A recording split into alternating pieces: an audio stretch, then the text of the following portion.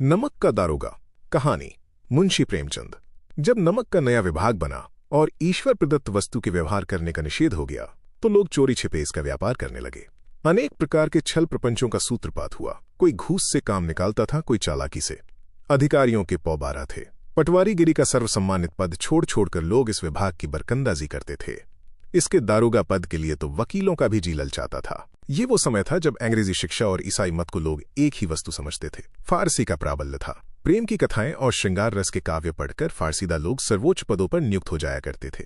मुंशी वंशीधर भी जुलेखा की विरह कथा समाप्त करके सीरी और फरहाद के प्रेम वृत्तांत को, नल और नील की लड़ाई और अमेरिका के आविष्कार से अधिक महत्व की बातें समझते हुए रोजगार की खोज में निकले।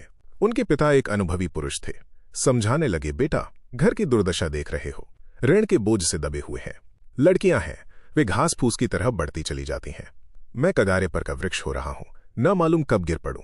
अब तुम ही घर के मालिक मुख्तार हो। नौकरी में ओहदे की ओर ध्यान मत देना, ये तो पीर का मजार है। निगाह चढ़ावे और चादर पर रखनी चाहिए। ऐसा काम ढूंढना जहां कुछ ऊपरी आय हो। मासिक वेतन तो पूर्णमासी का चांद है जो एक दिन दिखाई देता है और घटते घटते लुप्त हो जाता है। ऊपरी आय बहता हुआ स्रोत है जिससे सदैव प्यास बुझती है। वेतन मनुष्य देता है, इसी से उसमें वृद्धि नहीं होती। ऊपरी आमदनी ईश्वर देता है, इसी से उसकी बरकत होती है। तुम स्वयं विद्वान हो, तुम्हें क्या समझाऊं। इस विषय में विवेक की बड़ी आवश्यकता है। मनुष्य को देखो, उसकी आवश्यकता को देखो और अवसर को देखो, उसके उपरांत जो उचित समझो करो। गरज वाले आदमी के साथ कठोरता करने में लाभ ही लाभ है, लेकिन बेगरज को दांव पर पाना जरा कठिन है।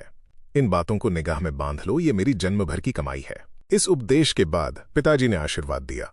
वंशीधर आज्ञाकारी पुत्र थे। ये बातें ध्यान से सुनी और तब घर से चल खड़े हुए। इस विस्तृत संसार में उनके लिए धैर्य अपना मित्र, बुद्धि अपनी पथ प्रदर्शक और आत्मावलंबन ही अपना सहायक था। लेकिन अच्छे शकुन से चले थे। जाते ही जाते नमक विभाग के दारोगा पद पर प्रतिष्ठित हो गए। वेतन अच्छा और ऊपरी आय का तो ठिकाना ही न था। वृद्ध मुंशी जी को सुख संवाद मिला तो फूले न समाये। महाजन कुछ नरम पड़े, कलवार की आशालता लहलहाई। पड़ोसियों के हृदय में शूल उठने लगे। जाड़े के दिन थे और रात का समय। नमक के सिपाही चौकीदार नशे में मस्त थे। मुंशी वंशीधर को यहां आए अभी 6 महीनों से अधिक न हुए थे, लेकिन इस थोड़े समय में ही उन्होंने अपनी कार्यकुशलता और उत्तम आचार से अफसरों को मोहित कर लिया था। अफसर लोग उन पर बहुत विश्वास करने लगे। नमक के दफ्तर से 1 मील पूर्व की ओर जमुना बहती थी। उस पर नावों का एक पुल बना हुआ था। दारोगाजी किवाड़ बंद किए मीठी नींद सो रहे थे। अचानक आंख खुली तो नदी के प्रवाह की जगह गाड़ियों की गड़गड़ाहट तथा मल्लाहों का कोलाहल सुनाई दिया। उठ बैठे। इतनी रात गए गाड़ियां क्यों नदी के पार जाती हैं? अवश्य कुछ न कुछ गोलमाल है। तर्क ने भ्रम को पुष्ट किया। वर्दी पहनी, तमंचा जेब में रखा और बात की बात में घोड़ा बढ़ाए हुए पुल पर आ पहुंचे। गाड़ियों की एक लंबी कतार पुल के पार जाती देखी। डांट कर पूछा, किसकी गाड़ियां हैं? थोड़ी देर तक सन्नाटा रहा। आदमियों में कुछ कानाफूसी हुई। तब आगे वाले ने कहा, पंडित अलोपीदीन की। कौन पंडित अलोपीदीन? दातागंज के। मुंशी वंशीधर चौंके। पंडित अलोपीदीन इस इलाके के सबसे प्रतिष्ठित जमींदार थे। लाखों रुपए का लेन देन करते थे। इधर छोटे से बड़े कौन ऐसे थे जो उनके ऋणी न हों। व्यापार भी बड़ा लंबा चौड़ा था। बड़े चलते पुर्जे आदमी थे। अंग्रेज अफसर उनके इलाके में शिकार खेलने आते और उनके मेहमान होते। 12 मास सदाव्रत चलता था।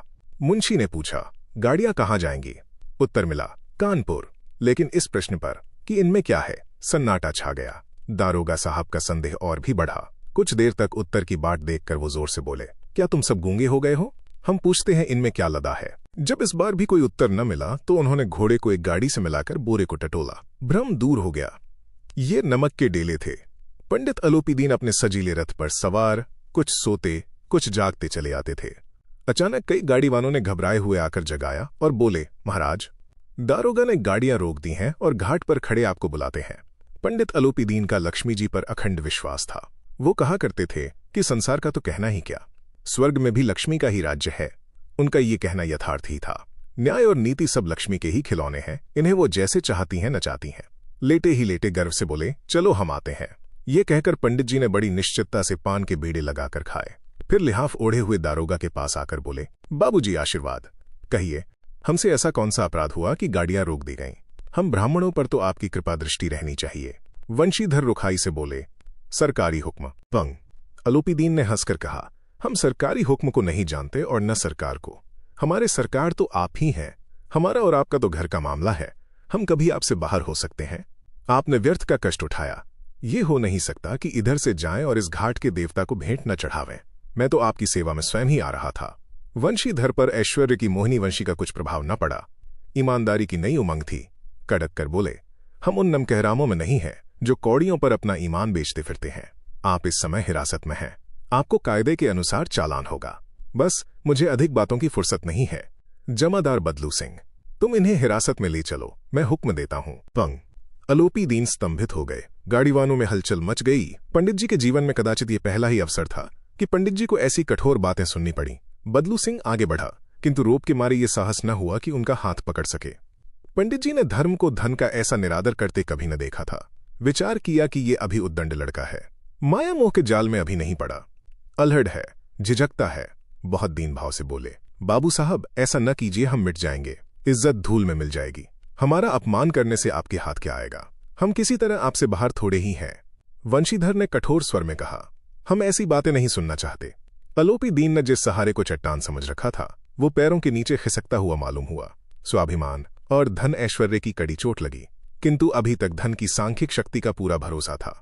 अपने मुख्तार से बोले, लाला जी 1000 के नोट बाबू साहब की भेंट करो, आप इस समय भूखे सिंह हो रही हैं। वंशीधर ने गर्म होकर कहा, 1000 नहीं, 1 लाख भी मुझे सच्चे मार्ग से नहीं हटा सकते। धर्म की इस बुद्धिहीन दृढ़ता और देव दुर्लभ त्याग पर मन बहुत झुंझलाया। अब दोनों शक्तियों में संग्राम होने लगा। धन ने उछल उछलकर आक्रमण करने शुरू किए। 1 से 5, 5 से 10, 10 से 15 और 15 से 20,000 तक नौबत पहुंची, किंतु धर्म अलौकिक वीरता के साथ बहुसंख्यक सेना के सम्मुख अकेला पर्वत की भांति अटल अविचलित खड़ा था। आलोपी दीन निराश होकर बोले, अब इससे अधिक मेरा साहस नहीं, आगे आपको अधिकार है। वंशीधर ने अपने जमादार को ललकारा। बदलू सिंह मन में दारोगाजी को गालियां देता हुआ पंडित आलोपी दीन की ओर बढ़ा। पंडित जी घबरा कर 2-3 कदम पीछे हट गए। अत्यंत दीनता से बोले, बाबू साहब ईश्वर के लिए मुझ पर दया कीजिए, मैं 25,000 पर निपटारा करने का तैयार हूं। असंभव बात है। 30,000 पर किसी तरह भी संभव नहीं। क्या 40,000 पर भी नहीं? 40,000 नहीं, 40 लाख पर भी असंभव है। बदलू सिंह, इस आदमी को हिरासत में ले लो, अब मैं एक शब्द भी नहीं सुनना चाहता। धर्म ने धन को पैरों तले कुचल डाला। आलोपी दीन ने एक हृष्टपुष्ट मनुष्य को हथकड़ियां लिए हुए अपनी तरफ आते देखा। चारों ओर निराश और कातर दृष्टि से देखने लगे। इसके बाद मूर्छित होकर गिर पड़े। दुनिया सोती थी, पर दुनिया की जीभ जागती थी। सवेरे देखिए तो बालक वृद्ध सबके मुंह से यही बात सुनाई देती थी। जिसे देखिए वही पंडित जी के इस व्यवहार पर टीका टिप्पणी कर रहा था। निंदा की बौछारें हो रही थीं, मानो संसार से अब पापी का पाप कट गया। पानी को दूध के नाम से बेचने वाला ग्वाला, कल्पित रोजनामचे भरने वाले अधिकारी वर्ग, रेल में बिना टिकट सफर करने वाले बाबू लोग, जाली दस्तावेज बनाने वाले सेठ और साकार, ये सब के सब देवताओं की भांति गर्दनें चला रहे थे। जब दूसरे दिन पंडित आलोपी दीन अभियुक्त होकर कांस्टेबलों के साथ, हाथों में हथकड़ियां, हृदय में ग्लानि और क्षोभ भरे, लज्जा से गर्दन झुकाए अदालत की तरफ चले तो सारे शहर में हलचल मच गई। मेलों में कदाचित आंखें इतनी व्यग्र न होती होंगी। भीड़ के मारे छत और दीवार में कोई भेद न रहा, किंतु अदालत में पहुंचने की देर थी। पंग। आलोपी दीन इस अगाध वन के सिंह थे।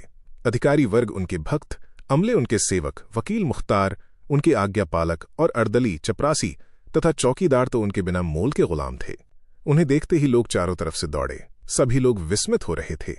इसलिए नहीं कि आलोपी दीन ने यह कर्म किया, बल्कि इसलिए कि वो कानून के पंजे में कैसे आए। ऐसा मनुष्य जिसके पास असाध्य साधन करने वाला धन और अनन्य वाचालता हो, वो क्यों कानून के पंजे में आए? प्रत्येक मनुष्य उनसे सहानुभूति प्रकट करता था। बड़ी तत्परता से इस आक्रमण को रोकने के निमित्त वकीलों की एक सेना तैयार की गई। न्याय के मैदान में धर्म और धन में युद्ध ठन गया। वंशीधर चुपचाप खड़े थे। उनके पास सत्य के सिवा न कोई बल था, न स्पष्ट भाषण के अतिरिक्त कोई शस्त्र। गवाह थे, किंतु लोभ से डांवाडोल। यहां तक कि मुंशी जी को न्याय भी अपनी ओर कुछ खिंचा हुआ दिख पड़ता था। वो न्याय का दरबार था, परंतु उसके कर्मचारियों पर पक्षपात का नशा छाया हुआ था। किंतु पक्षपात और न्याय का क्या मेल? जहां पक्षपात हो वहां न्याय की कल्पना नहीं की जा सकती। मुकदमा शीघ्र ही समाप्त हो गया। डिप्टी मजिस्ट्रेट ने अपनी तजवीज में लिखा, पन आलोपी दीन के विरुद्ध दिए गए प्रमाण निर्मूल और भ्रमात्मक है। वो एक बड़े भारी आदमी है। ये बात कल्पना के बाहर है कि उन्होंने थोड़े लाभ के लिए ऐसा दुस्साहस किया हो। यद्यपि नमक के दरोगा मुंशी वंशीधर का अधिक दोष नहीं है, लेकिन ये बड़े खेद की बात है कि उसकी उद्दंडता और विचारहीनता के कारण एक भले मानुस को कष्ट झेलना पड़ा। हम प्रसन्न हैं कि वो अपने काम में सजग और सचेत रहता है, किंतु नमक के मुकदमे की बढ़ी हुई नमक से हलाली ने उसके विवेक और बुद्धि को भ्रष्ट कर दिया। भविष्य में उसे होशियार रहना चाहिए। वकीलों ने यह फैसला सुना और उछल पड़े। आलोपी दीन मुस्कुराते हुए बाहर निकले। स्वजन बांधवों ने रुपए की लूट की। उदारता का सागर उमड़ पड़ा। उसकी लहरों ने अदालत की नींव तक हिला दी। जब वंशीधर बाहर निकले तो चारों ओर उनके ऊपर व्यंग्य बाणों की वर्षा होने लगी। चपरासियों ने झुक झुक कर सलाम किए, किंतु इस समय एक कटु वाक्य, एक एक संकेत उनकी गर्वाग्नि को प्रज्वलित कर रहा था। कदाचित इस मुकदमे में सफल होकर वो इस तरह अकड़ते हुए न चलते। आज उन्हें संसार का एक खेदजनक विचित्र अनुभव हुआ। न्याय और विद्वत्ता, लंबी चौड़ी उपाधियां, बड़ी बड़ी दाढ़ियां, ढीले चोगे एक भी सच्चे आदर का पात्र नहीं है। वंशीधर ने धन से बैर मोल लिया था, उसका मूल्य चुकाना अनिवार्य था। कठिनता से 1 सप्ताह बीता होगा कि मुअत्तली का परवाना आ पहुंचा। कार्यपरायणता का दंड मिला। बेचारे भग्न हृदय शोक और खेद से व्यथित घर को चले। बूढ़े मुंशी जी तो पहले ही से कुटबुड़ा रहे थे कि चलते चलते इस लड़के को समझाया था, लेकिन इसने एक ना सुनी। सब मनमानी करता है। हम तो कलवार और कसाई के तगादे सहे, बुढ़ापे में भगत बनकर बैठे और वहां बस वही सूखी तनख्वाह। हमने भी तो नौकरी की है और कोई ओहदेदार नहीं थे, लेकिन काम किया, दिल खोल कर किया और आप ईमानदार बनने चले हैं। घर में चाहे अंधेरा हो, मस्जिद में अवश्य दिया जलाएंगे। खेद ऐसी समझ पर। पढ़ना लिखना सब अकारत गया। इसके थोड़े ही दिनों बाद जब मुंशी वंशीधर इस दुरावस्था में घर पहुंचे और बूढ़े पिताजी ने समाचार सुना तो सिर पीट लिया। बोले, जी चाहता है कि तुम्हारा और अपना सिर फोड़ लूं। बहुत देर तक पछता पछता कर हाथ मलते रहे। क्रोध में कुछ कठोर बातें भी कहीं, और यदि वंशीधर वहां से टल न जाता तो अवश्य ही ये क्रोध विकट रूप धारण करता। वृद्ध माता को भी दुख हुआ। जगन्नाथ और रामेश्वर यात्रा की कामनाएं मिट्टी में मिल गईं। पत्नी ने कई दिनों तक सीधे मुंह बात तक नहीं की। इसी प्रकार 1 सप्ताह बीत गया। सांध्य का समय था। बूढ़े मुंशी जी बैठे बैठे राम नाम की माला जप रहे थे। इसी समय उनके द्वार पर सजा हुआ रथ आकर रुका। हरे और गुलाबी पर्दे, पचहिए बैलों की जोड़ी, उनकी गर्दन में नीले धागे, सींग पीतल से जड़े हुए। कई नौकर लाठियां कंधों पर रखे साथ थे। मुंशी जी अगवानी को दौड़े देखा तो पंडित अलोपी दीन है। झुककर दंडवत की और लल्लो चप्पो की बातें करने लगे। हमारा भाग्य उदय हुआ जो आपके चरण इस द्वार पर आए। आप हमारे पूज्य देवता हैं, आपको कौन सा मुंह दिखावें। मुंह में तो कालिख लगी हुई है, किंतु क्या करें, लड़का अभागा कपूत है, नहीं तो आपसे क्या मुंह छिपाना पड़ता। ईश्वर निस्संतान चाहे रखे पर ऐसी संतान न दे। अलोपी दीन ने कहा, नहीं भाई साहब, ऐसा न कहिए। मुंशी जी ने चकित होकर कहा, ऐसी संतान को और क्या कहा। अलोपी दीन ने वात्सल्यपूर्ण स्वर में कहा, कुल तिलक और पुरखों की कीर्ति उज्ज्वल करने वाले संसार में ऐसे कितने धर्मपरायण मनुष्य हैं जो धर्म पर अपना सब कुछ अर्पण कर सकें। पंग अलोपी दीन ने वंशीधर से कहा, दरोगा जी, इसे खुशामद न समझिए। खुशामद करने के लिए मुझे इतना कष्ट उठाने की जरूरत न थी। उस रात को आपने अपने अधिकार बल से अपनी हिरासत में लिया था, किंतु आज मैं स्वेच्छा से आपकी हिरासत में आया हूं। मैंने हजारों रईस और अमीर देखे, हजारों उच्च पदाधिकारियों से काम पड़ा, किंतु परास्त किया तो आपने। मैंने सबको अपना और अपने धन का गुलाम बनाकर छोड़ दिया। मुझे आज्ञा दीजिए कि आपसे कुछ विनय करूं। वंशीधर ने अलोपी दीन को आते देखा तो उठकर सत्कार किया, किंतु स्वाभिमान सहित। समझ गए कि ये महाशय मुझे लज्जित करने और जलाने आए हैं। क्षमा प्रार्थना की चेष्टा नहीं की, वरन उन्हें अपने पिता की ये ठकुर सुहाती की बात असह्य सी प्रतीत हुई। पर पंडित जी की बातें सुनी तो मन की मैल मिट गई। पंडित जी की ओर उड़ती हुई दृष्टि से देखा, सद्भाव झलक रहा था। गर्व ने अब लज्जा के सामने सिर झुका दिया। शर्माते हुए बोले, ये आपकी उदारता है जो ऐसा कहते हैं। मुझसे जो कुछ अविनय हुई है उसे क्षमा कीजिए। मैं धर्म की बेड़ी में जकड़ा हुआ था, नहीं तो वैसे मैं आपका दास हूं। जो आज्ञा होगी वो मेरे सिर माथे पर। अलोपी दीन ने विनीत भाव से कहा, नदी तट पर आपने मेरी प्रार्थना नहीं स्वीकार की थी, किंतु आज स्वीकार करनी पड़ेगी। वंशीधर बोले, मैं किस योग्य हूं, किंतु जो कुछ सेवा मुझसे हो सकती है उसमें त्रुटि न होगी। अलोपी दीन ने एक स्टाम्प लगा हुआ पत्र निकाला और उसे वंशीधर के सामने रखकर बोले, इस पद को स्वीकार कीजिए और अपने हस्ताक्षर कर दीजिए। मैं ब्राह्मण हूं, जब तक ये सवाल पूरा न कीजिएगा द्वार से न हटूंगा। मुंशी वंशीधर ने उस कागज को पढ़ा तो कृतज्ञता से आंखों में आंसू भर आए। पंग अलोपी दीन ने उनको अपनी सारी जायदाद का स्थायी मैनेजर नियत किया था। 6000 वार्षिक वेतन के अतिरिक्त रोजाना खर्च अलग, सवारी के लिए घोड़ा, रहने को बंगला, नौकर चाकर मुफ्त। कंपित स्वर में बोले, पंडित जी, मुझमें इतनी सामर्थ्य नहीं है कि आपकी उदारता की प्रशंसा कर सकूं, किंतु ऐसे उच्च पद के योग्य नहीं हूं। अलोपी दीन हंसकर बोले, मुझे इस समय एक अयोग्य मनुष्य की ही जरूरत है। वंशीधर ने गंभीर भाव से कहा, यों मैं आपका दास हूं। आप जैसे कीर्तिवान सज्जन पुरुष की सेवा करना मेरे लिए सौभाग्य की बात है, किंतु मुझमें न विद्या है, न बुद्धि, न वह स्वभाव जो इन त्रुटियों की पूर्ति कर देता है। ऐसे महान कार्य के लिए एक बड़े मर्मज्ञ अनुभवी मनुष्य की जरूरत है। अलोपी दीन ने कलमदान से कलम निकाली और उसे वंशीधर के हाथ में देकर बोले, न मुझे विद्वत्ता की चाह है, न अनुभव की, न मर्मज्ञता की, न कार्यकुशलता की। इन गुणों के महत्व को खूब पा चुका हूं। अब सौभाग्य और सुअवसर ने मुझे वो मोती दे दिया जिसके सामने योग्यता और विद्वत्ता की चमक फीकी पड़ जाती है। यह कलम लीजिए, अधिक सोच विचार न कीजिए, दस्तखत कर दीजिए। परमात्मा से यही प्रार्थना है कि वह आपको सदैव वही नदी के किनारे वाला बेमुरौवत, उद्दंड, कठोर परंतु धर्मनिष्ठ दारोगा बनाए रखे। वंशीधर की आंखें डबडबा आईं। हृदय के संकुचित पात्र में इतना एहसान न समा सका। एक बार फिर पंडित जी की ओर भक्ति और श्रद्धा की दृष्टि से देखा और कांपते हुए हाथ से मैनेजरी के कागज पर हस्ताक्षर कर दिए। अलोपी दीन ने प्रफुल्लित होकर उन्हें गले लगा लिया।